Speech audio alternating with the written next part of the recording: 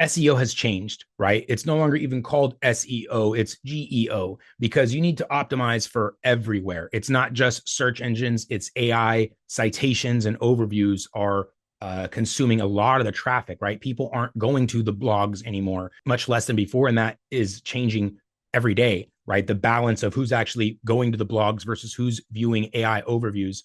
And so when you're creating your content, you need to be thinking about this, right? Especially if you're blogging, because it's more specific even than video transcripts and keywords in videos like YouTube. YouTube is great for SEO, GEO, because the transcripts of the videos are accessible to Gemini, at least, not ChatGPT. But my point of saying this is when you're creating content, be it blogs or videos, you want to make sure that you're doing some research in that, is this the right way I should be saying this, right? If I said, would you like to comprehend the analytics of viewer engagement across, right? I just made a bunch of confusing words that say, you want to track your videos?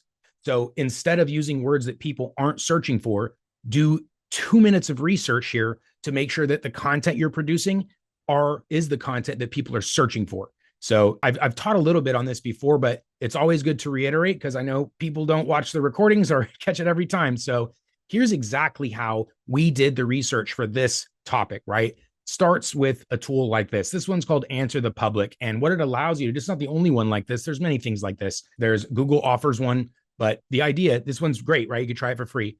I came in and I typed in a subject, video email, right? That's was something that Dubb does. In your business, you have subjects and prospects and ideal customer profiles you should be creating content around. So you should have this topic in mind. I put the topic in here. It gave me topic ideas, right? For general search engines, for shopping, social media, and then specifically for AI models. That's what we were talking about now, right? Writing for AI citation and overview because traffic is going that way. And if you want to make sure your content is found and cited and researched by the AI tools you're mentioned, this is how you do that. So in these AI model topics, we picked one. From there, we went into Keyword Planner. Google Keyword Planner is another free tool that we can see video tracking, analytics, how to track a video. We gave it all the different variations of the topics based on what we know people are looking for and saw which has the highest search volume based on the topics we should be talking about in our business. And boom, boom, video, there's a winner, video analytics. Then one more step into the AI tool and say, here, based on the research, based on what Google Keyword said, what is the best title? Help us narrow it down. And then there you go, right? Take out all your creative juices of the day and don't sap them when you don't need them.